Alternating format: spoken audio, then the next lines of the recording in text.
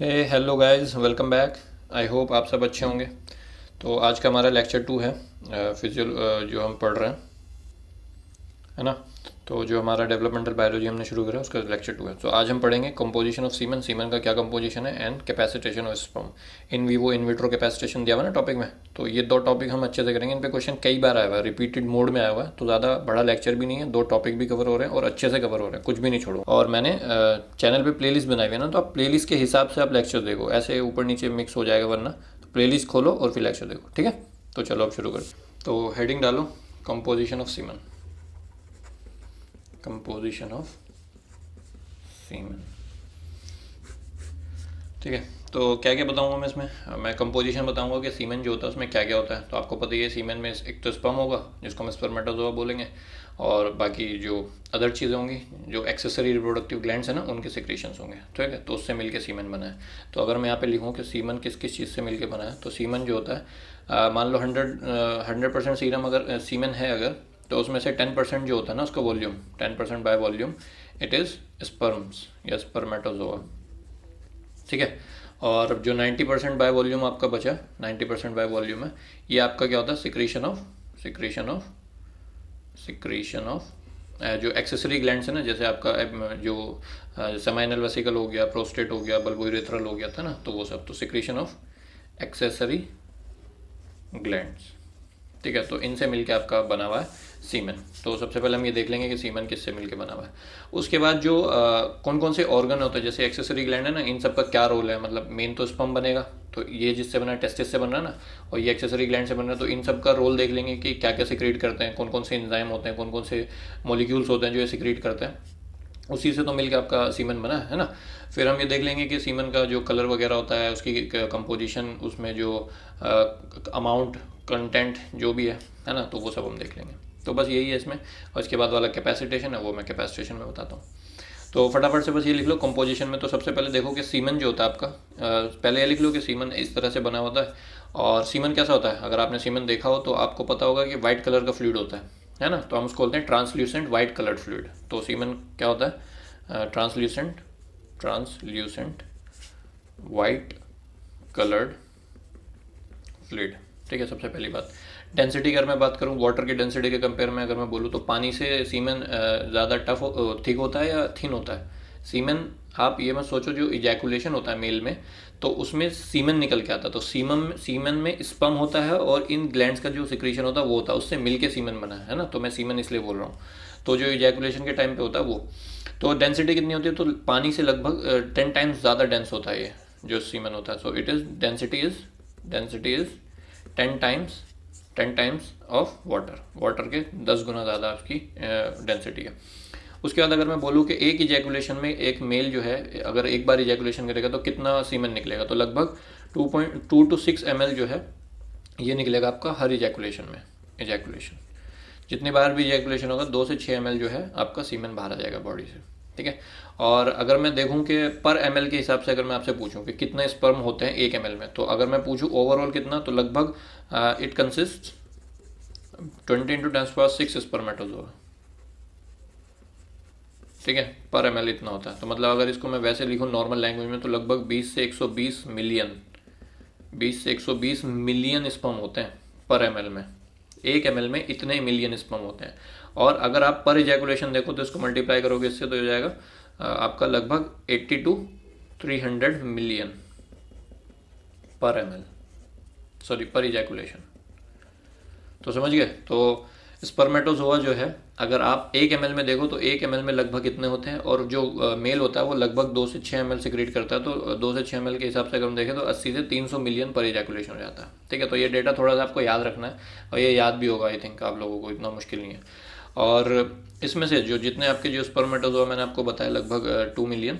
तो इन 2 मिलियंस में से आपके 20 मिलियन में से आपके इनमें से लगभग जो 50% स्पर्मेटोजोआ होंगे ना, उनकी मोटेलिटी थोड़ी ज़्यादा होगी, और उनमें से भी 25% जो होंगे बहुत ही रैपिडली होंगे, है ना।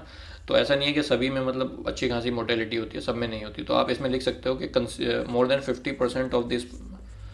50% मोटेलिटी विद फॉरवर्ड प्रोग्रेशन, ठीक है। और इसमें से भी of this 25% of this have rapid progression. ठीक है, तो इसमें से लगभग जो 20-25% है उसमें बहुत तेज़ी से प्रोग्रेशन करने की एबिलिटी होती है। ठीक है, तो ये कुछ बेसिक सी बातें हो गई कि सीमेन जो है वो निकल रहा है तो क्या क्या उसमें चीज़ें। अब मैं आपको 4 ऑर्गन की बात बताता हूँ। तो जो 4 ऑर्गन होते हैं वही आपका सीमेन के कंट्रीब्यूशन में हेल्प करते हैं। So 4 organs that contribute in semen formation. ठीक है, तो सीमेन फॉर्मेशन में आपके 4 जो ऑर्गन्स हैं मैं उनके बारे में आपको बताने जा रहा हूँ। ठीक है, तो सबसे पहला नाम मैं लिख देता हूँ पहले। तो टेस्टिस से देखेंगे तो टेस्टिस से स्पर्म बनेंगे आपके। फिर मैं सेमाइनल वेसिकल बताऊँगा आपको, सेमाइनल वेसिकल। ठीक है, उसके बाद मैं प्रोस्टेट ग्लैंड बताऊँगा आपको, प्रोस्टेट ग्लैंड। तो लोकेशन तो पता होगी ना इनकी। और फिर मैं आपको बल्बो यूरेथ्रल बताऊँगा, बल्बो यूरेथ्रल ग्लैंड। ठीक है, तो बेसिकली इन 4 में ये चारों क्या क्या सीक्रेट कर देंगे, उसी से मिलके सीमेन बनेगा। तो आपको आई थिंक आपको पता होगा कि कैसे कैसे सीमेन निकला। एक बार मैं आपको थोड़ा रफ डायग्राम से बता देता हूँ। मान लो टेस्टिस है।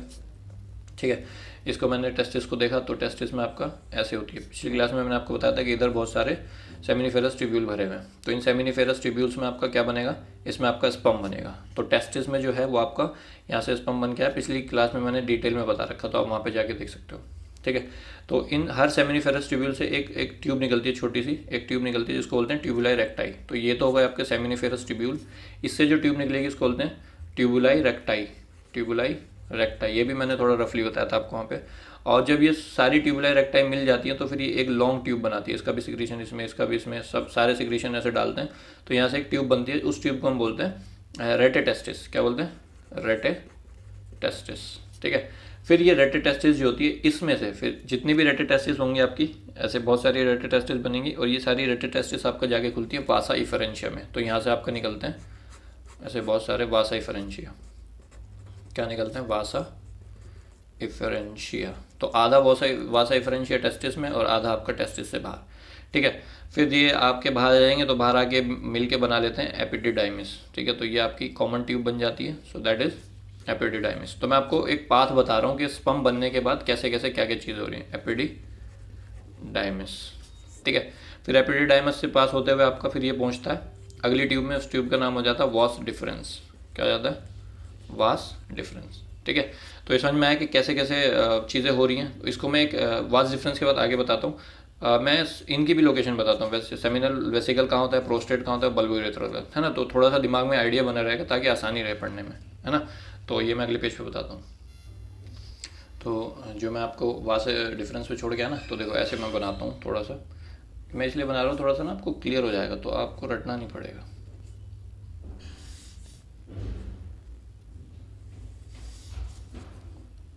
सीधा बनाना है इसको।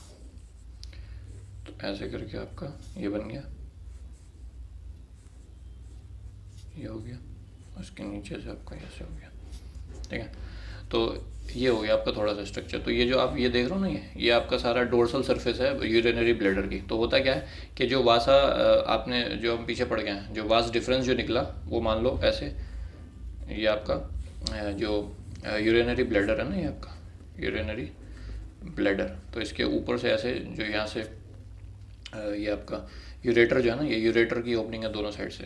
तो यहाँ से आपका जो वास डिफरेंस हमने पीछे छोड़ा था वो ऐसे इसके ऊपर से आता है और फिर यहाँ पे ऐसे एंटर करता है। मतलब इसमें कोई स्पेस थोड़ी एंटर नहीं कर रहा।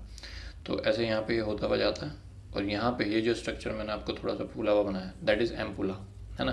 तो इस एम्पुला के जस्ट नीचे आपका यहाँ पे पड़ा हुआ होता है ये सेमिनल वेसिकल। ये सेमिनल वेसिकल है तो होगा दिस इज सेमिनल वेसिकल। ठीक है, तो ये जो सेमिनल वेसिकल है आपका, ये अपना सिक्रीशन यहाँ से निकालेगा और यहाँ पे जो स्पर्म आ रहा था वास डिफरेंस के थ्रू जो आ रहा था वो एम्पुला में जाएगा। एम्पुला में थोड़ी देर के लिए इकट्ठा हो जाता है। तो सेमिनल वेसिकल जो भी सिक्रीट करेगा वो आपका स्पर्म के साथ मिल जाएगा एम्पुला में। समझ गए। अब एम्पुला के बाद ये आपका कॉमन हो जाते हैं, दोनों मिल गए यहाँ पे। तो अब इसको हमने बोल दिया इजैकुलेटरी डक्ट। क्या बोल दिया, इजैकुलेटरी इजैकुलेटरी डक्ट। ठीक है, ये ऐसे बना, देखो ये आया था ऐसे, ये ऐसे आ रहा था और यहाँ पे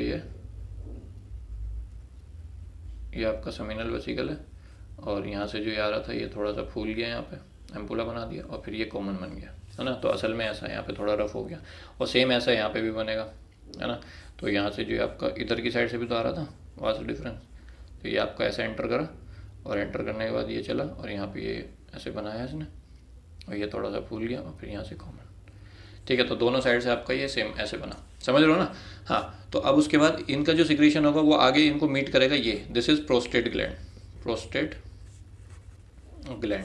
तो अब इस प्रोस्टेट ग्लैंड में जो भी प्रोस्टेट का जो भी अपना सिक्रीशन होगा वो प्रोस्टेट सिक्रीट करेगा, और फिर ये इसी के थोड़ा से बाजू में इधर प्रोस्टेट से जस्ट थोड़ा सा नीचे, है ना, तो फिर वो सब सिक्रीशन डालते हैं, तो फिर ये आपका यूरेथ्रा है, यूरेथ्रा। तो ये यूरेथ्रा आपका पीनिस में कंटिन्यू हो जाता है आगे, है ना, तो पीनिस में कंटिन्यू हो जाता है, फिर ये यूरेथ्रा पीनिस के थ्रू स्पर्म को बाहर निकाल देता है। ठीक है, तो अगर मैं आपका सीक्वेंस बोलूँ पूरा, तो सेमिनिफेरस ट्यूब्यूल, फिर ट्यूबुलर रेक्टाई जो आपने पीछे डायग्राम में देखा, फिर रेटेटेस्टिस, फिर वासा इफरेंशिया, है ना, उसके बाद एपिडिडाइमिस मैंने आपको बनाया था, then vas deferens, vas deferens ये आपका वास डिफरेंस है, वास डिफरेंस। ठीक है, वास डिफरेंस के बाद कहाँ पे जा रहा है, वास डिफरेंस आपका एक तो स्क्रोटल सैक से निकल रहा था, और दूसरा आपका ये यूरेथ्रल वाले रीजन में, ये एब्डोमिनल कैविटी में पहुंच गया, मतलब टेस्टिस से निकला था, वास डिफरेंस लंबा होता है, और ये एब्डोमिनल कैविटी में एंटर कर गया, क्योंकि यूरिनरी ब्लैडर तो आपका एब्डोमिनल कैविटी में ही रहेगा ना। फिर उसके बाद एम्पुला आया, एम्पुला के बाद इजैकुलेटरी डक्ट आया, इजैकुलेटरी डक्ट के बाद यूरेथ्रा आया, और यहाँ से सीमन इजैकुलेट हो गया। तो ये इसका पाथवे है, समझ गया ना। अब कहाँ पे कैसे कैसे चीज़ें बैठी हुई हैं, देखो दिक्कत ही कोई नहीं लेनी ना। ये देखो, इसमें देख लो, ये डायग्राम है, ये यूरेटर जो मैं आपको बता रहा था, यूरेटर आ रहा है। तो यहाँ पे देखो, ये आपका टेस्टिस से निकला, और टेस्टिस से निकल के आपका ऊपर की तरफ जा रहा है, ये दिस इज क्या है ये बताओ, ये वास डिफरेंस है आपका। ठीक है, इसको डक्टस डिफरेंस भी बोलते हैं, लास्ट वाला पार्ट है। तो ये आपका ऐसे गया, यहाँ से ऐसे गया जो मैंने आपको डायग्राम में दिखाया था, और ये यहाँ पे जाके आप देख रहे हो, ये साइड में दोनों साइड सेमिनल वेसिकल बैठी हुई है, देखो यहाँ लिखा सेमिनल वेसिकल। तो यहाँ से इन्होंने अपना सिक्रीशन डाला, फिर उसके बाद ये बड़ा सा यहाँ पे प्रोस्टेट ग्लैंड आप देख रहे हो। फिर प्रोस्टेट ग्लैंड से थोड़ा सा आगे बढ़ोगे, तो मैंने आपको डायग्राम में दिखाया था कि प्रोस्टेट ग्लैंड से आपका यूरेथ्रा निकला हुआ है, तो यूरेथ्रा निकल रहा है। इसके बाद आप यहाँ पे देख रहे हो दोनों साइड ये छोटे छोटे, ये बल्बो यूरेथ्रल ग्लैंड है। ठीक है, तो यहाँ से जो स्पर्म निकल के ऐसे गया, फिर उसके बाद सेमिनल वेसिकल ने अपना सिक्रीशन डाल दिया, फिर प्रोस्टेट कह रहा है लो भाई मेरा भी ले लो, इसने भी डाल दिया। फिर बल्बो यूरेथ्रल कह रहा है भाई हम क्यों छोड़े, हमारा भी अपना सिक्रीशन है, हम भी इसी में डाल देंगे। तो ऐसे होते होते आपका जब सीमन इस पेनिस के थ्रू बाहर निकलेगा, तो आपका वो जितना भी है चारों ग्लैंड का कॉन्ट्रीब्यूशन हमें उससे पता चल जाएगा। ठीक है, सो ये आपका इस डायग्राम के थ्रू मैं आपको बता रहा था, समझ गया ना। तो बस यही बताना था कि क्या क्या चीज़ें कैसे कैसे हो रही है। चलो अब वापस आ जाओ बस। तो अब एक एक करके हम पढ़ लेते हैं। सबसे पहले टेस्टिस डालो, 4 ऑर्गन में सबसे पहले टेस्टिस। तो टेस्टिस क्या करता है, testis contribute approximately 2 to 5% of the semen volume, contributes 2 to 5% of the semen volume. ये सीमेन का वॉल्यूम है पूरा, है ना। तो जो सीमेन में टोटल अगर देखा तो 10% उसमें स्पर्म्स होते हैं, बट वॉल्यूम की अगर बात करो तो लगभग 2 से 5% कॉन्ट्रीब्यूट कर रहा है। ठीक है, और ये तो आपका हो गया टेस्टिस का कॉन्ट्रीब्यूशन। तो ये क्या है, स्पर्मेटोजोआ, स्पर्मेटोजोआ जो है वो रिलीज होते हैं। कितने होते हैं मैंने आपको बताया, स्पर्मेटोजोआ लगभग 20 से 120 मिलियन पर ml, या पर इजैकुलेशन वाला भी आप लिख सकते हो। तो this is the contribution of testis. ठीक है, सो कॉन्ट्रीब्यूट्स 2 to 5% ऑफ द सीमेनल, इसको 10% ही लिख लो, क्यों कंफ्यूज हो जाओगे फिर तुम। चलो, contributes 10% of the semen volume, and spermatozoa लगभग 20 से 120 मिलियन पर ml, या आपको मैंने बताया था 80 to 300 मिलियन पर इजैकुलेशन। तो जो भी आपको डेटा सही लगे वो लिख लो। तो बस टेस्टिस में यही लिखना है, क्योंकि टेस्टिस आपका सीमेन ही, स्पर्म ही सिक्रीट कर रहा है। ठीक है, स्पर्मेटोजोआ ही सिक्रीट कर रहा है। देन उसके बाद सेकंड हमने पढ़ा था सेमिनल वेसिकल। तो अगर मैं सेमिनल वेसिकल की बात करूं, तो सेमिनल वेसिकल लगभग आपका 65 to 75% जो है टोटल सीमेन का कंट्रीब्यूशन देता है, ऑफ टोटल सीमेन, टोटल सीमेन। ठीक है, तो टोटल सीमेन में कितना कंट्रीब्यूशन ये कर रहा है, लगभग 65 to 75%। तो इतना ही कंट्रीब्यूट कर रहा है। तो अब ये इंपॉर्टेंट ये हो जाता है कि सेमिनल वेसिकल में से ऐसा क्या क्या निकल रहा है जो इसमें कंट्रीब्यूट कर रहा है। तो मैं यहाँ पहले नाम लिखता हूँ कि जो जो मॉलिक्यूल्स इसमें निकल रहे हैं। तो यहाँ पे इसमें होता है सेमिनल वेसिकल में अमाइनो एसिड होता है ना, इसमें सिट्रेट होता है, इसमें कुछ एंजाइम्स होते हैं, इसमें फ्लेविन्स होते हैं, इसमें फ्रक्टोज होता है, ये आपको पता होना चाहिए। इसमें ये फॉस्फोराइल कोलिन होता है, फॉस्फोराइल कोलिन। ठीक है, ये होता है। उसके अलावा इसमें प्रोटीन्स होती हैं, प्रोटीन्स, विटामिन सी होता है इसमें, और प्रोस्टाग्लैंडिन होता है। इतनी सारी चीज़ें इस सेमिनल वेसिकल जो हमने बनाया था उससे सीक्रेट होती हैं। ठीक है, अब वैसे तो इनकी ज़रूरत नहीं है एक एक का फंक्शन क्या है, बट अगर फिर भी आप अगर जानना चाहते हो तो मैं एक एक का फंक्शन को भी बता देता हूँ। जो अमाइनो एसिड होते हैं इनके बहुत सारे फंक्शन होते हैं। तो एक तो सबसे इम्पोर्टेंट काम होता है कि ये वो जो स्पर्म की जो सेल वॉल होती है उसको प्रोटेक्ट करते हैं डीनेचुरेशन होने से, है ना। और ऑक्सीडाइजेबल सबस्ट्रेट प्रोवाइड कराते हैं स्पर्म को, ताकि फ्री रेडिकल जो है ना उनको रिड्यूस किया जा सके। तो बस ये 2-3 फंक्शन आपको लिखना चाहो तो लिख लो। फंक्शन में अगर मैं बोलूँ, या रोल लिख लो। रोल क्या है, अगर आपको लिखना है तो लिखो, अदरवाइज़ ज़रूरी नहीं है। बट अगर आपने इतने सारे नाम लिखे हैं, अगर आपको लग रहा है कि मुझे जानना है क्या क्या क्या करते हैं, तो मैं कुछ कुछ के बता देता हूँ। तो आप लिख लो, amino acid perform various functions like reducing free radicals. ठीक है, तो जो फ्री रेडिकल्स बनते हैं उनको रिड्यूस करता है, और प्रोटेक्टिंग सेल अगेंस्ट डीनेचुरेशन। बस ये दो बहुत हैं इसके। उसके बाद सिट्रेट का अगर आप पूछो कि बताओ सर सिगरेट क्या करता है, तो सिगरेट जो होता है ना बफर करता है कैल्शियम को। अभी कैल्शियम आयन मैं आपको बताऊंगा, कैल्शियम आयन जब एंटर करता है तो क्या होता है। तो बस अभी आप यहाँ पे देख लो कि सिट्रेट जो है इट बफर्स कैल्शियम आयन। ठीक है, कैल्शियम आयन कहाँ से आएंगे वो मैं अभी बताऊंगा, अभी थोड़ा सा वेट करो बस। उसके बाद सिट्रेट हो गया, फिर बहुत सारे एंजाइम्स होते हैं, है ना। फिर आपका अगर इसमें देखो एंजाइम्स होते हैं इसमें बहुत सारे, फिर फ्लेविन होता है, इसी तरह से फ्रक्टोज होता है। तो फ्रक्टोज का क्या रोल होता है, fructose plays important role in the energy. ठीक है, तो ये एनर्जी प्रोवाइड कराता है। तो आप यहाँ पे लिख सकते हो this is the main source of energy, main source of energy of sperm cell. तो स्पर्म सेल को जो एनर्जी आएगी सारी वो मेनली इसी से आती है। ठीक है, फ्रक्टोज से। उसके अलावा इसमें फॉस्फोराइल कोलिन मैंने लिखा है। फॉस्फोराइल कोलिन का जो होता है यहाँ पे लिख लो, फॉस्फोराइल कोलिन। ये क्या करता है आपका, ये it helps in increasing motility. ये मोटिलिटी बढ़ाता है, increases motility of the sperm. तो मोटिलिटी बढ़ा मतलब अगर फॉस्फोराइल कोलिन का कंसनट्रेशन ज़्यादा है तो मोटिलिटी भी ज़्यादा होगी, अगर कंसनट्रेशन कम है तो मोटिलिटी भी इसकी कम होगी। तो सिंपल सी बात है।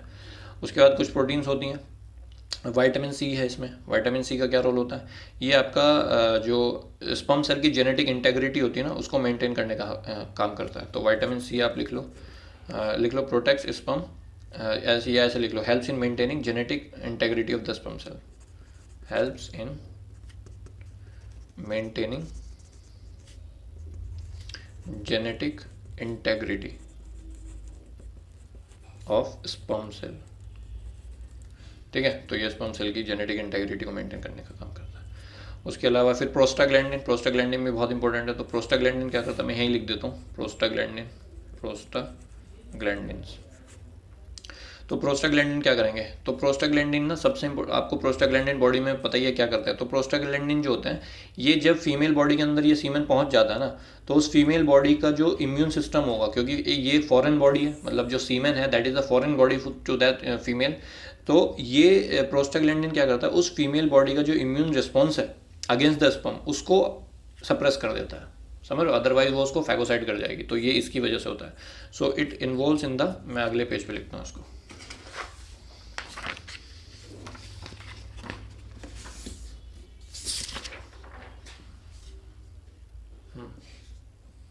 तो प्रोस्टाग्लैंडिन्स तो लिखो, इट इन्वॉल्व्स इन सप्रेसिंग, दिख रहा ना, इट इन्वॉल्व्स इन सप्रेसिंग किसको, एन इम्यून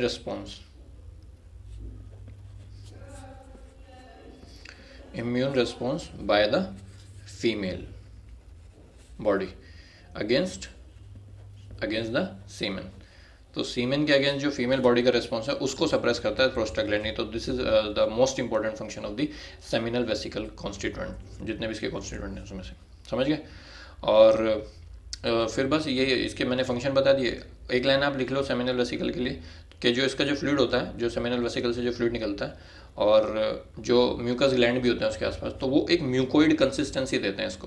किसको, जो सेमिनल वेसिकल का सिक्रेशन है वो म्यूकोइड कंसिस्टेंसी प्रोवाइड करता है। तो ये आप लाइन लिख लो कि the fluids from the seminal vesicle and mucus glands give the semen mucoid consistency. ठीक है भाई, तो ये आपका हो गया सेमिनल वेसिकल के सारे मैंने कॉन्स्टिट्यूएंट बता दिए, उनके काम भी बता दिए मेन मेन, और फिर हमने इसको बता दिया। सो that is second one. Third one है आपका प्रोस्टेट, प्रोस्टेट ग्लैंड। तो प्रोस्टेट का लगभग 25 से 30% आपका जो है जितना भी सीमन में सिक्रीशन है 25 से 30% आपका प्रोस्टेट का होता है। तो इसके भी मैं कॉन्स्टिट्यूएंट बता देता हूँ कि प्रोस्टेट क्या क्या सिक्रेट करता है। तो इसमें आप कर दो, इट सिक्रेट्स एसिड फॉस्फेटेज, ठीक है, सिट्रिक एसिड होता है इसमें प्रोस्टेट के सिक्रीशन में, और फाइब्रिनोलाइसिन होता है, फाइब्रिनोलाइसिन। उसके अलावा प्रोस्टेट स्पेसिफिक एंटीजन होता है, पीएसए, इसको लिख लो, prostate specific antigen, prostate specific antigen. ठीक है भाई, तो ये प्रोस्टेट स्पेसिफिक एंटीजन हो गया। उसके अलावा इसमें और भी हाँ थोड़े प्रोटियोलिटिक एंजाइम और होते हैं, प्रोटियोलिटिक एंजाइम्स। ठीक है, तो ये सब हो गया इसका। उसके अलावा जिंक भी होता है यहाँ पे, जिंक भी होता है। ठीक है, तो ये सब इसके कॉन्स्टिट्यूएंट है। इनके भी फंक्शन बताऊँ, चलो एक एक लाइन में बता देता हूँ। एसिड फॉस्फेटेज जो होता है ये आपका जो ऑर्गेनिक फॉस्फेटेज है ना हमारी बॉडी, जैसे ईस्टर बनता है, जो सेमिनल वेसिकल में ईस्टर होता है, उसको न्यूट्रलाइज करने का काम करता है, उसको हाइड्रोलाइज करने का काम करता है। तो एसिड फॉस्फेटेज जो है it hydrolyses the organic phosphate, hydrolysis the organic phosphates. ठीक है, तो ये हो गया इसका एसिड फॉस्फेटेज का काम। फिर इसी तरह से अगर सिट्रिक एसिड आप पूछोगे तो सिट्रिक एसिड आपका इसका जो सीमेन है उसका पीएच मेंटेन करता है ना, और जो प्रोटीन वगैरह होती हैं उसमें या फैट या शुगर वगैरह उन सबको कार्बन डाइऑक्साइड में कन्वर्ट करता है ना। तो मतलब बेसिकली एनर्जी प्रोवाइड करवाएगा उसको। तो सिट्रिक है। वैसे अगर प्रोस्टेट ग्लैंड का मोटा मोटी देखो ना तो ये मोटिलिटी, सर्वाइवल और मेटाबॉलिज्म में रोल प्ले करता है। तो प्रोस्टेट ग्लैंड का जो भी सिक्रीशन होता है, इट्स सिक्रीशन, ये आप लाइन यहाँ पे लिख लो, मैं भूल गया था, it's secretion helps in motility, survival and metabolism of the sperm. ठीक है, तो जो स्पर्म की मोटिलिटी होती है वो उसका सर्वाइवल और उसका मेटाबॉलिज्म में जो इसका सिक्रीशन होता है ओवरऑल मेन ये काम है। स्पेसिफिकली मैं आपको बता देता हूँ। तो सिट्रिक एसिड में आपको लिखना है तो सिट्रिक एसिड में भी आप लिख लो। सिट्रिक एसिड का काम है maintaining pH and converts protein, fat, sugar into carbon dioxide. तो ये लिख लो आप इसमें। उसके बाद फाइब्रिनोलाइसिन दिया हुआ है। आप बोलोगे फाइब्रिनोलाइसिन का भी बता दो सर जब बता ही रहे हो तो मैं बोलूँगा जो फाइब्रिनोलाइसिन होती है वो सीमेन को लिक्विफाई करने का काम करता है। जो पिछले वाले ने म्यूकोइड कंसिस्टेंसी दी थी ना, तो वो इस म्यूकोइड कंसिस्टेंसी को थोड़ा डिसोल्यूट करता है और थोड़ा सा मतलब उसको फ्रीली मूव करने में हेल्प करता है, मतलब थोड़ा सा लिक्विफिकेशन में हेल्प करता है। तो देखो लाइसिन है ना, तो होता क्या है कि जब सीमेन बन रहा होता है ना तो वो फाइब्रिनोजन होता है उसमें। तो फाइब्रिनोजन जो होता है वो उसको इंटेग्रिटी मेंटेन करवाता है। लेकिन जब ये फीमेल बॉडी के अंदर चले जाता है तो वो जो कोगुलेशन है ना सीमेन का उसको थोड़ा सा तोड़ता है। तो दैट इज फाइब्रिनोलाइसिन। तो फाइब्रिनोलाइसिन में लिख लो helps in liquefy the semen, helps in liquefaction of semen. ठीक है, उसके बाद पीएसए, प्रोस्टेट स्पेसिफिक एंटीजन। तो इसका काम भी लगभग ऐसे ही होता है, ये भी आपका सीमेन को लिक्विफाई करता है ताकि स्पर्म जो है वो फ्रीली मूव कर सके। So it also liquefy the semen so that the sperm can flow freely। ठीक है, ताकि स्पर्म जो है वो फ्रीली फ्लो कर सके। सो that is the function of PSA, है ना। और उसके बाद आपका फिर प्रोटीयोलिटिक एंजाइम का काम तो मैं बताइए तोड़ मचाते रहते हैं। फिर जिंक इंपॉर्टेंट है। जिंक जो होता है वो जो डीएनए है ना स्पर्म सेल का उसको स्टेबलाइज करने में हेल्प करता है। तो जिंक का फंक्शन लिख लो आप। सो जिंक है serves to stabilise the DNA containing sperm cells. ठीक है, तो उनको स्टेबलाइज करने का हेल्प करता है आपका कौन, प्रोस्टेट कह रहा हूँ, जिंक। ठीक है, so these are the secretion of prostate gland. ठीक है, मैंने आपको बता दिया, सबके फंक्शन भी लिखा दिए, है ना। अगर आपको याद करने फंक्शन तो याद कर लो, मेनली यही है कि पता होना चाहिए कि क्या है इसमें। और तो जैसे पीछे वाले में हमने लिखा था कि वो म्यूकोइड कंसिस्टेंसी प्रोवाइड करा रहा है सेमिनल वेसिकल वाला, तो प्रोस्टेट ग्लैंड जो था वो मिल्की अपीयरेंस प्रोवाइड करा रहा है। सीमेन को देखा ना आपने, मिल्की मिल्की सा होता है हल्का सा, है ना, तो ये प्रोस्टेट के सिक्रीशन की वजह से होता है। सो आप यहाँ पे लिख लो prostate fluid provides the milky appearance to the serum. Prostate fluid provides the milky appearance to the semen। ठीक है, तो सीमेन को जो मिल्की अपीयरेंस है वो कौन प्रोवाइड कर रहा है? आपका प्रोस्टेट। दो तीसरा हो गया। देन लास्ट आपका बल्बो यूरेथ्रल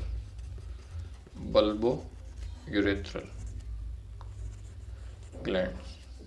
ठीक, ये आपका कंट्रीब्यूशन करता है लगभग 1% से भी कम। और इसमें क्या क्या सेक्रेट होता है? ये कंटेन करता है आपका गैलेक्टोज होता है इसमें, म्यूकस होता है इसमें, और सियालिक एसिड होता है। ये तीन चीज़ें आपको ध्यान रखनी है। आप बोलोगे तो सर इनका भी फंक्शन बता दो, तो जो सियालिक एसिड होता है ये आपका ऑस्मोटिक बैलेंस जो होता है ना एपिडिडाइमिस का, उसको मेंटेन करता है। मतलब ऑस्मोटिक बैलेंस भी मेंटेन करना पड़ता है। Maintains osmotic balance of the epididymis. ठीक है, तो ये हो गया। और गैलेक्टोज तो वही है, मोटिलिटी वगैरह में हेल्प करेगा। और म्यूकस का मेन इंपॉर्टेंट है यहाँ पे, जो ये म्यूकस होता है ये स्पर्म सेल की मोटिलिटी बढ़ाता है। कहाँ पर? जब सीमेन वेजाइना में पहुँच जाता है या सर्विक्स में पहुँच जाता है तो ये स्पर्म की मोटिलिटी बढ़ाता है। कैसे मोटिलिटी बढ़ाता है? ये ना जो स्पर्म मूव कर रहा था उसको विस्कस चैनल्स प्रोवाइड कराता है, समझ लो। तो ये जो विस्कोसिटी होती है ना उसको बहुत कम कर देता है, ताकि विस्कस चैनल बने और स्पर्म जो है वो आराम से उसमें स्विम करता हुआ आगे पहुंच जाए, है ना। तो ये इसलिए प्रोवाइड कराता है। तो आप यहाँ पे लिख लो म्यूकस का function, it increases the motility of sperm cell. लिखो यहाँ पे, इट इंक्रीजेज द मोटिलिटी, दिख रहा है ना, हाँ, motility of sperm cell in vagina and cervix और वेजाइना में उसको मोटिलिटी प्रोवाइड कराएगा। कैसे? By creating less viscous channel, है ना, विस्कोसिटी कम कर देगा फॉर स्पर्म सेल्स। दिख रहा है? अब दिख रहा होगा। For sperm cells to swim through that. ठीक है, तो ये हो गया। So that is the function of, मतलब ये आपके कॉन्स्टिट्यूएंट होगा, इसका फंक्शन मैंने आपको बता दिया। और इसकी वजह से, जैसे इसकी वजह से म्यूकोइड अपीयरेंस हो रही थी, इसकी वजह से मिल्की अपीयरेंस हो रही है, और इसकी वजह से क्या होगी, ये क्या करता है, जेली लाइक टेक्सचर प्रोवाइड करता है। आपने अपना, अगर आपने सीमेन देखा हो तो सीमेन में ना थोड़ा जेली लाइक स्ट्रक्चर भी होता है, तो that is cohesive jelly like structure is provided by the bulbo urethral gland. तो यहाँ पर एक लाइन और लिख लो, जगह नहीं बची है। गिव्स, आप लिखो, it gives cohesive jelly like texture to the semen. It gives cohesive jelly like texture to the semen. तो ये हो गया इसका मतलब बल्बो यूरेथ्रल का। ठीक है भाई, तो इस तरह से तो ये बल्बो यूरेथ्रल कह रहा हूँ, कंपोजिशन ऑफ सीमेन हमने देख लिया। अब इसके बाद मैं आपको कैपेसिटेशन वाला टॉपिक और करा देता हूँ, ठीक है, क्योंकि कैपेसिटेशन पे भी बहुत बार क्वेश्चन हुआ। तो हेडिंग डालो कैपेसिटेशन। ठीक है तो भाई, तो डालो कैपेसिटेशन। कैपेसिटेशन मतलब क्या होता है? तो कैपेसिटेशन मतलब जानने से पहले आप पहले ये जानो कि डी कैपेसिटेशन क्या होता है। तो मैं आपको पहले बताऊंगा डी कैपेसिटेशन होता क्या है। डी कैपेसिटेशन, देखो, डी कैपेसिटेशन का मतलब ये होता है कि जब स्पर्म बनता है तो वो मेल बॉडी में बनता है, तो मेल बॉडी में तो स्पर्म को मोटिलिटी की ज़रूरत नहीं है ना। मोटिलिटी की ज़रूरत कहाँ होगी भाई? अपने आप तैर के कहाँ जाना है? जहाँ पर कुछ वो मिले, मतलब लगे कि हाँ भाई अब मकसद हो, मिल गया। तो जैसे ओवम मिल गया उसको फीमेल बॉडी के अंदर, के उसके पास पहुंच के तैर के जाना है हमको, है ना। एक दरिया है और तैर के जाना है, बट मेल बॉडी में थोड़ी ना तैर के जाना है। तो मेल बॉडी में उसको एनर्जी नहीं चाहिए, तो वो मेल बॉडी में इमोटाइल रहता है, मतलब मोटिलिटी गेन नहीं करता है। तो उसकी इस मोटिलिटी को रोक के रखने का जो काम करता है वो करता है आपका डी कैपेसिटेशन। तो मैं डी कैपेसिटेशन को अगर एक्सप्लेन करूँ, सो होता क्या है कि एपिडिडाइमिस में ना कुछ इनिबिटरी प्रोटीन्स होती हैं, है ना। तो वो एपिडिडाइमिस जो होता है इनहिबिटरी प्रोटीन को सिक्रीट करता है, वो स्पर्म की एक्टिविटी को सप्रेस कर देती हैं। उसकी वजह से क्या होता है, स्पर्म जो होता है वो इमोटाइल हो जाता है, और इमोटाइल होने के बाद वो अपनी पूरी की पूरी एनर्जी कंजर्व करके रखता है, ताकि जब वो फीमेल बॉडी में पहुंचे तो उसका कैपेसिटेशन हो जाए। ठीक है। तो डीकैपेसिटेशन पहले हुआ था, एनर्जी रोक के रखी थी, फिर कैपेसिटेशन हो जाता है। तो ये जो एनर्जी इसने रोक के रखी थी ना, अब तूफान आएगा, अब एकदम से एनर्जी मिलेगी इसको और फिर ये भागेगा एकदम एक तेज़ी से, समझ रहे हो। So that is decapacitation. Male body के अंदर डीकैपेसिटेशन होकर रखता है ताकि स्पर्म अपनी पूरी एनर्जी बचा के रखे, है ना। और एक्रोसोमल रिएक्शन वगैरह भी नहीं होता है यहाँ पे। और यहाँ पर जैसे ही पहुँचता है कैपेसिटेशन होता है, फिर एक्रोसोमल रिएक्शन होता है, वो मैं आपको सब डिटेल में बताऊंगा क्या क्या होता है। तो पहले एक लाइन डीकैपेसिटेशन पे लिखेंगे, देन कैपेसिटेशन लिखेंगे, ताकि एक लिंक बन जाए ना, समझने में आसानी हो। तो लिखो पहले, ज़्यादा डिटेल नहीं, पर एक लाइन लिख लो डीकैपेसिटेशन में। Some inhibitory proteins are release by, या मैं लिख देता हूँ, some inhibitory proteins are released by epididymis. मैं आपको बता चुका हूँ कहाँ पे क्या चीज़ है और ये सब कुछ बता चुका हूँ, ठीक है। तो some inhibitory proteins are release by epididymis which suppresses suppress की स्पेलिंग यही होती है ना, सिंगल पी होता है, देख लेना। Which suppresses the activity of sperm, okay. And बस ये स्पर्म, देयरफॉर आप ये भी लिख लो, therefore the sperm become immotile, therefore sperm become immotile in whole male genital tract, ठीक है। तो पूरे के पूरे मेल जेनिटल ट्रैक्ट में वो इमोटाइल हो जाता है एंड कंजर्व्स, और क्या करेगा, conserves the energy of the sperm, ठीक है। तो एनर्जी जो है वो स्पर्म की कंजर्व रह जाएगी, conserve the energy of sperm, ठीक है। तो ये आपका हो गया। और ऐसे भी देख लो कि जो एक्रोसोम होता है उसके ऊपर एक कोलेस्ट्रॉल लेयर और बन जाती है, ठीक है। तो कोलेस्ट्रॉल लेयर भी एक्रोसोमल, जो एक्रोसोम है ना, ये वाला पार्ट जो है, तो यहाँ पे न्यूक्लियस है, तो यहाँ पे एक्रोसोम प्रेजेंट होता है यहाँ पे। तो इसके अंदर भी बहुत सारी स्पर्म लाइसिन होती हैं, जो मतलब जो पेनिट्रेशन में हेल्प करती है ना, तो उन सबको रोकने के लिए भी यहाँ पे कोलेस्ट्रॉल की लेयर बनी हुई रहती है। तो उसकी वो भी आपका डीकैपेसिटेशन में ही आएगा, क्योंकि अगर यहीं पर आपका एक्रोसोमल रिएक्शन हो गया तो ये यहीं पे फर्टिलाइज कर जाएगा। तो मेल बॉडी में करेगा किससे लेकिन फर्टिलाइज, तो इसलिए ये भी कवरिंग आपका डीकैपेसिटेशन में ही होती है। और फिर जब फीमेल बॉडी में जाएगा तो सब ये सब हट जाएगा और एकदम से मतलब ये आ जाएगा फॉर्म में, क्या हट जाएगा। तो ये भी लिख लो, a thin cholesterol layer is formed, cholesterol layer is formed around the apex part, ठीक है। या अराउंड द एक्रोसोम लिख लो, एक्रोसोम, ठीक है, जो हमने पीछे पढ़ा डायग्राम में, एक्रोसोम ऑफ द स्पर्म, ठीक है। तो ये बन जाएगा। तो इसकी वजह से क्या होगा, एक्रोसोमल रिएक्शन भी नहीं होगा mail genital tract, therefore acrosomal reaction will not occur in male genital tract, ठीक है। तो ये मैंने आपको बता दिया, थोड़ा सा मैं ऐसे कर देता हूँ ताकि अब अच्छे से दिखे आपको, है ना। So that is the decapacitation. तो अब डीकैपेसिटेशन आपको समझ में आ गया कि भाई हमको स्पर्म को बचा के रखना है, सारी एनर्जी बचा के रखनी है, सब चीज़ उसके एंजाइम पेंजाइम सब बचा के रखना है, ताकि जब हम उसको फीमेल बॉडी में डालें तो वो पूरा अपना जो है एक्शन वैक्शन सब कर डाले। तो दैट इज कैपेसिटेशन। तो अब कैपेसिटेशन में लिखो it is defined as the process of, समझ गया ना, यही इसका जो काउंटर है वही लिखवा रहा हूँ। So it is defined as the process of, मैं लिख ही देता हूँ, it is defined as the process of functional maturation of the spermatozoa during which cellular and molecular changes occur that lead to hyperactivity, है ना, spermatozoa की, of spermatozoa की hyper activity हो जाती है, and finally acrosomal reaction occurs, और फिर क्या हो जाता है, एक्रोसोमल रिएक्शन हो जाता है, ठीक है।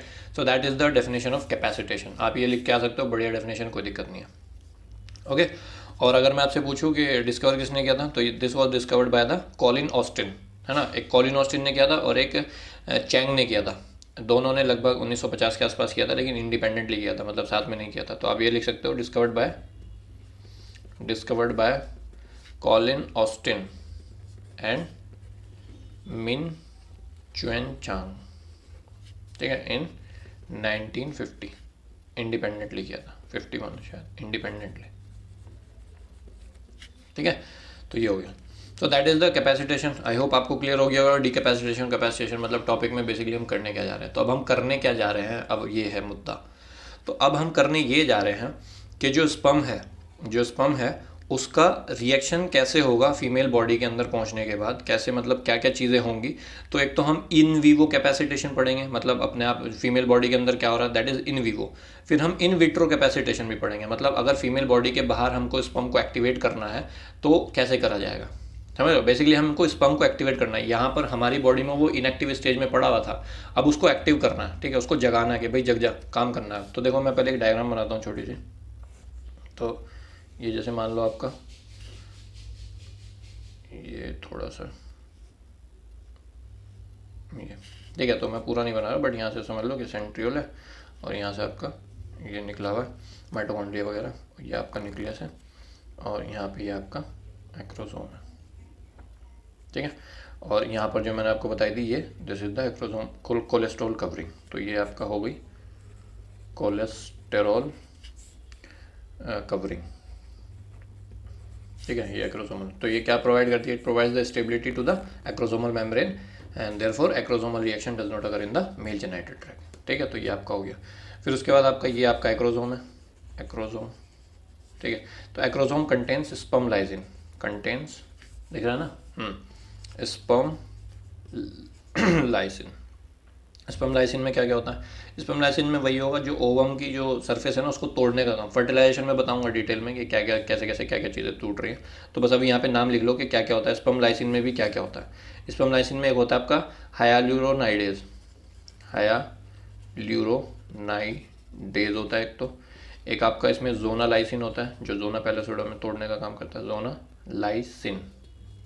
और एक होता है कोरोना पेनिट्रेटिंग एंजाइम, कोरोना, ये कोरोना आज वाला कोरोना नहीं है, फीमेल बॉडी में जो ओवा है वो वाला कोरोना है, पेनिट्रेटिंग एंजाइम, ठीक है। ये भी बताएंगे जो फर्टिलाइजेशन पढ़ेंगे। तो ये इस तरह से कुछ है हमें, है ना। तो अब हमें क्या करना है, ये हटाना है और इसके जो एंजाइम्स हैं इसको बाहर लाना है ना, तोड़ फोड़ मचानी है।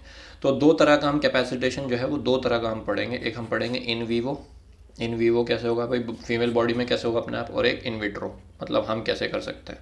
क्योंकि अगर फीमेल बॉडी में नहीं गया तो वो माहौल नहीं मिलेगा जो फीमेल बॉडी के अंदर है। तो इन विट्रो में कैसे होगा, तो इन विट्रो में हम उसको माहौल देंगे, हम उसको छेड़छाड़ करेंगे उसके साथ ताकि वो एक्टिवेट हो जाए, समझ गए। तो सबसे पहले हम इन वीवो देखते हैं। तो इन वीवो में जो कैपेसिटेशन होगा वो आपका 2 स्टेप में होगा। कैसे होगा, 2 स्टेप में होगा। क्या होगा 2 स्टेप में, सबसे पहला क्या होगा कि जो कैल्शियम आयन पड़े हुए हैं ना सीमेन में कैल्शियम आयन होते हैं, ठीक है, वो स्पर्म के साथ ही सिक्रीट हुए होते हैं। तो सीमेन में जो स्पर्म कैल्शियम आयन्स होते हैं वो आपका एक्टिवेट करते हैं एक एंजाइम को। उस एंजाइम का नाम है एडिनाइलेट साइक्लेज एंजाइम, समझ रहे हो। तो मैं यहाँ पे लिख के बताता हूँ ऐसे क्या आपको समझ में आएगा। पहले स्टेप में क्या हो रहा है, आप यहाँ पे लिख लो, यहाँ पे लिख लो पहले कैपेसिटेशन अकर्स इन 2 स्टेप। यहाँ पे एक लाइन लिखो कैपेसिटेशन अकर्स इन 2 स्टेप। तो पहला स्टेप है उसमें entry of calcium ions, entry of calcium ions into sperm, ठीक है। तो जब सीमेन फीमेल बॉडी के अंदर पहुंचता है तो पहुंचने के साथ ही क्या होता है कि जो सीमेन में कैल्शियम आयन पड़े हुए हैं वो स्पर्म के अंदर एंटर करने लग जाता है, ठीक है। अब जब वो स्पर्म के अंदर एंटर करने लग जाते हैं तो ये जो कैल्शियम होता है ये एक्टिवेट कर देता है, वहीं पर एक एंजाइम होता है जिसका नाम होता है adenylate साइक्लेज enzyme. So calcium is responsible for the activation of adenylate साइक्लेज enzyme, this enzyme, ठीक है। तो ये इंपॉर्टेंट एंजाइम हो गया आपका। एडिनाइलेट साइक्लेज एंजाइम को एक्टिवेट कौन करेगा, कैल्शियम कर देगा जब वो स्पर्म के अंदर पहुंच जाएगा। अब ये एडिनाइलेट साइक्लेज एंजाइम जो है, अभी तक हमारा जो स्पर्म था बेचारा वो इमोटाइल था, है ना, वो एनर्जी कुछ भी यूज़ नहीं कर रहा था। तो अब क्या होगा, ये एडिनाइलेट साइक्लेज एंजाइम ये एटीपी को कन्वर्ट कर देगा साइक्लिक एएमपी में, है ना। और एटीपी को डायरेक्ट यूज़ तो कर नहीं पा रहा, तो इसलिए साइक्लिक एएमपी में यूज़ कन्वर्ट करेगा। और उसकी वजह से जो स्पर्म की जो टेल है, यहाँ पे जो लास्ट में टेल बनेगी, उसमें मोटिलिटी आ जाती है बहुत ज़्यादा। So this enzyme converts ATP to cyclic AMP, ये आपको कन्वर्ट कर देता है। साइक्लिक एएमपी हमारे सिलेबस में है तो ये डिटेल्स आएगा, डोंट वरी। तो बस अभी इतना जान लो कि एटीपी का कन्वर्जन जब साइक्लिक एएमपी में हो जाता है, so this cyclic AMP is responsible for the motility increased of the sperm tail. तो ये लिख लो आप, this is responsible for increasing motility of sperm tail, sperm tail. So that is the first step. तो पहला step clear हो गया in vivo में क्या हुआ, फीमेल बॉडी में सीमेन हमने डाल दिया, सीमेन डालने के बाद क्या होगा, स्पर्म के साथ जो कैल्शियम पड़े हैं वो कैल्शियम सीमेन के अंदर एंटर हो जाएंगे। सीमेन के अंदर एंटर होने के बाद ये एडिनाइलेट साइक्लेज एंजाइम को एक्टिवेट कर देंगे और फिर ये एंजाइम जो है वो एटीपी जो पड़ी हुई है उसके बाद माइटोकॉन्ड्रिया के साथ एटीपी जो पड़ी हुई है उसको कन्वर्ट कर देगा आपका साइक्लिक एमपी में, और ये साइक्लिक एमपी अब जो है मोटिलिटी प्रोवाइड करा देगी स्पर्म टेल को। तो अब ये जो है तैरने लगी, भागने लगेगा, मोटिलिटी मिल गई इसको। सो that is the first step. तो अब अगर ये भागने लग गया तो भागते भागते कहाँ पहुंचेगा, भागते भागते किसके पास पहुंचेगा, जहाँ इसको पहुंचना है, जहाँ इसका मिशन है, तो फीमेल ओवा के पास पहुंचेगा।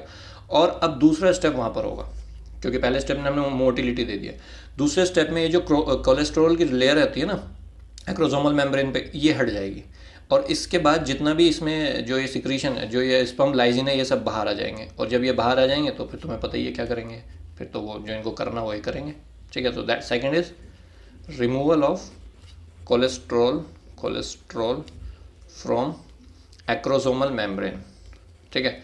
तो एक्रोसोमल मेम्ब्रेन से ये कोलेस्ट्रॉल जो है उसको अलग कर दिया जाएगा, कैसे, बाय एल्ब्यूमिन प्रोटीन। कौन करेगा इसको, बाय एल्ब्यूमिन प्रोटीन।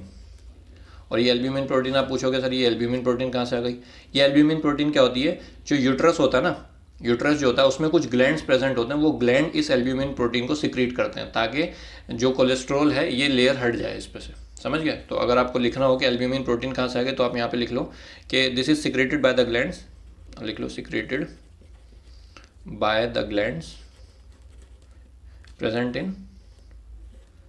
इन यूट्रस। तो यूट्रस में कुछ ग्लैंड प्रेजेंट होते हैं, वो ग्लैंड इस एल्ब्यूमिन प्रोटीन को सिक्रीट करते हैं और ये एल्ब्यूमिन प्रोटीन कोलेस्ट्रॉल की जो लेयर यहाँ पे बनी हुई है इसको हटा देगी।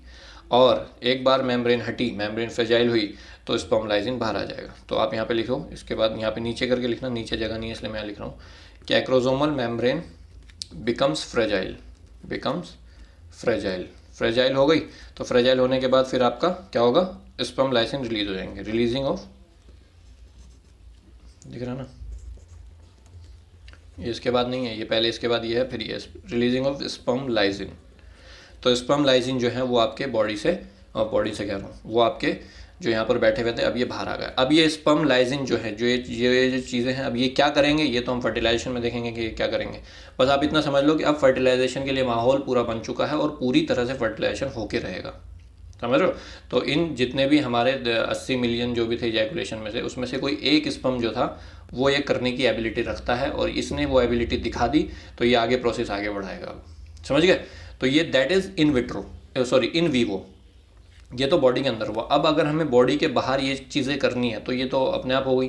तो इन विट्रो मैं आपको बताता हूँ कैसे होगा। तो इन विट्रो देखो अगले पेज पे, है ना, तो यहाँ पे डालो इन विट्रो।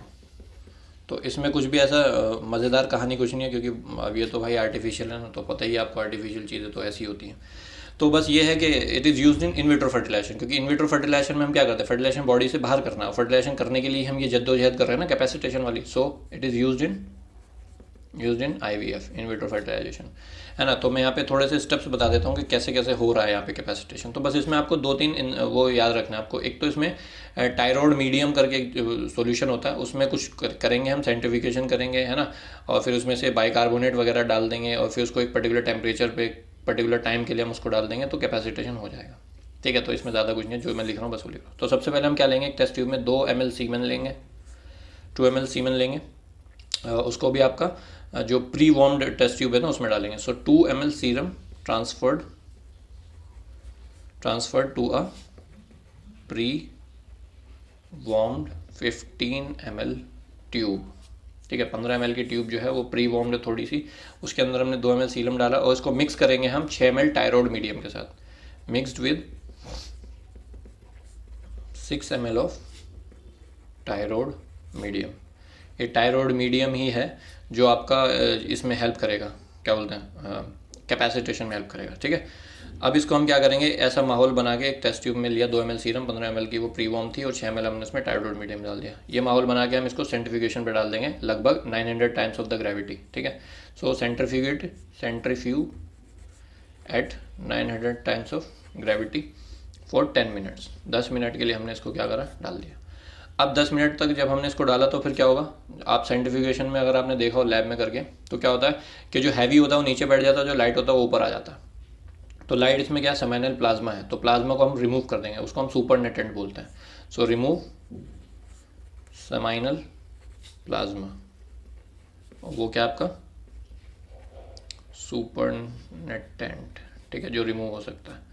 उसके बाद अब इसको रिमूव करने के बाद क्या होगा, जो बचा नीचे उसमें है ना, वो पैलेट फॉर्म में जो बचा नीचे, उसको हम क्या करेंगे, फिर से टायरॉयड मीडियम के साथ डालेंगे, लेकिन इस बार हम थोड़ा सा मॉडिफाई करके डालेंगे, है ना, थोड़ा मॉडिफाइड मीडियम डालेंगे। इसको मान लो 1 डाल लें, तो मैं अब लिखूंगा मॉडिफाइड टायरॉयड मीडियम, और वो 2 मान लेना। उसके साथ साथ थोड़ा सा ना उसमें बाइकार्बोनेट भी हम डाल देंगे, है ना, तो बाइकार्बोनेट डाल के फिर उसको इंक्यूबेट करेंगे। तो बस ये लिख लो कि after removal of this seminal vesicle, जो पैलेट आपका नीचे बच गया, जो नीचे वाला सॉलिड था, is resuspended with modified Tyrode medium. ठीक है, तो इस बार कौन सा हो गया, थोड़ा सा मॉडिफाइड हो गया, इसको मैं 2 बोल देता हूँ। एंड इसके साथ साथ आप क्या करोगे, बाइकार्बोनेट प्लस बाइकार्बोनेट मीडियम, थोड़ा बाइकार्बोनेट मीडियम भी प्रोवाइड करा दो, और इतना कर दो कि जो फाइनल वॉल्यूम है वो 2 ml बन जाए, plus bicarbonate medium to final volume of 2 ml। ठीक है, इसी तरह से होता है। फिर क्या करो, इसको इंक्यूबेट कर दो। अब इसको इंक्यूबेट बॉडी टेम्परेचर पे करते हैं। बॉडी टेम्परेचर कितना होता है आपका, सॉरी बॉडी टेम्परेचर कर रहा हूँ, लगभग 37 डिग्री सेल्सियस पे हम इसको इंक्यूबेट करते हैं। इंक्यूबेटेड 37 डिग्री सेल्सियस, हाँ ये बॉडी टेम्परेचर ही तो होता है 37 डिग्री। मैं रूम टेम्परेचर सोच रहा था 25 डिग्री। हाँ, इंक्यूबेटेड 37 डिग्री फॉर आधे घंटे के लिए इसको छोड़ दो। कोई रेसिपी तैयार हो रही है ना, कितनी देर के लिए छोड़ दो, फिर उतनी देर के लिए। सो इंक्यूबेट करके छोड़ दो। अब यहाँ पर जो स्पर्म की कंसंट्रेशन होगी ना आपके 2 ml में, यहाँ पर लगभग आपके 25 मिलियन स्पर्म होने चाहिए 1 ml में। तो यहाँ पर आप लिख लो कि हेयर जब इंक्यूबेट करा, स्पर्म कंसंट्रेशन इज 25 × 10⁻⁶ पर ml, है ना, इतनी होनी चाहिए। फिर अब जैसे ही आपने इतने उसको छोड़ा 37 डिग्री पे 30 मिनट के लिए, अब यहाँ पर कैपेसिटेशन होने लग जाएगा। ठीक है, कैपेसिटेशन यहाँ पे होने लग जाएगा। सो कैपेसिटेटिंग स्पर्म, यहाँ पे स्पर्म का कैपेसिटेशन होने लग गया, मतलब आज़ादी मिलने वाली है एक्रोस लाइसिन जो उसमें कैद है ना उनको। और आपको अगर ये पता करना है कि कैपेसिटेशन हुआ है कि नहीं हुआ, तो इसके लिए स्टेनिंग होती है 2, है ना। एक होती है CTC जिसको हम क्लोर टेट्रासाइक्लिन स्टेनिंग बोलते हैं, और एक होता है मीरोसाइनिन। तो आप यहाँ पे लिख लो कि टू टेस्ट कैपेसिटेशन हमारे पास 2 तरह के टेस्ट है। एक होता है CTC स्टेनिंग, इससे हम पता लगा लेते हैं, स्टेनिंग का कलर चेंज होता है, उससे हमें पता चल जाता है। क्लोर टेट्रासाइक्लिन, और दूसरा होता है आपका मीरो टेट्रासाइक्लिन। एक एनोमली कोज करता है, अगर आपको पता है तो मुझे कमेंट में बताओ, ऐसे ही पूछ रहा हूँ क्योंकि आएगा वैसे तो डिटेल में। मीरोसाइनिन जो है, मीरोसाइनिन 540 डाई होती है, इससे हम अगर स्टेनिंग करेंगे तो हमें तब भी पता चल जाएगा कि कैपेसिटेशन हुआ है कि नहीं हुआ है। ठीक है, तो एक बार कंफर्मेशन मिल गया, डाई ने कलर चेंज करके दिखा दिया, तो कैपेसिटेशन हो गया। अब कैपेसिटेशन होने के बाद क्या होगा, मेल और फीमेल को जो है इंक्यूबेट करो साथ में, और इंक्यूबेट करके कल्चर मीडिया में 18 घंटे के लिए छोड़ दो। और रेशियो ऐसा रखो कि मतलब एक एग होना चाहिए उसमें, और लगभग 75,000 जो है वो स्पर्म होने चाहिए, तभी आपका फर्टिलाइजेशन होने के चांसेस हैं। और 18 घंटे बाद आपका फर्टिलाइजेशन हो गया, जाइगोट बन गया, डाल दो बॉडी के अंदर। ठीक है, तो बस ये आपका फाइनल लाइन लिख लो कि after capacitation the sperm, after capacitation the sperm and egg are incubated together in the ratio of, लिख लो in the ratio भी थोड़ा सा याद रखना, ratio of 75,000 of the sperm is to 1। ठीक है, इस रेशियो में in the culture media for about, कितनी देर के लिए छोड़ोगे, 18 घंटे के लिए छोड़ो, है ना। और फिर 18 घंटे बाद क्या खुशखबरी मिल जाएगी आपको, बस हो गया। So that is the capacitation. In vivo भी पूछ रखा है, इन विट्रो भी पूछ रखा है यूपीएससी ने, कोई ईमान धर्म नहीं है भाई इनका, सब चीज़ तैयार करके चाहो, कुछ भी मत छोड़ो। ठीक है, हर एक चीज़, हर एक टॉपिक आपको तैयार होना चाहिए, हर एक टॉपिक पे आपको इतना होना चाहिए कि अगर 10 नंबर में पूछ दिया या 15-20 में तो देखो बड़े पूछता, वो तो इसके फिक्स हैं, 10 में थोड़ा सा कर देता ऊपर नीचे, तो इतना होना चाहिए। तो आपको इसमें कोई भी नहीं रोक सकता, एक भी नंबर कटने के चांसेस नहीं है अगर आपने पूरा सीक्वेंस बढ़िया से याद किया हुआ है। ठीक है, तो बस आज का टॉपिक इतना ही था। आई होप आप लोगों को पसंद आया होगा। अगर पसंद आया तो प्लीज़ लाइक करें वीडियो को, चैनल को सब्सक्राइब करें और बने रहें मेरे साथ आगे अगली वीडियोज़ के लिए। ठीक है, थैंक यू, बाय।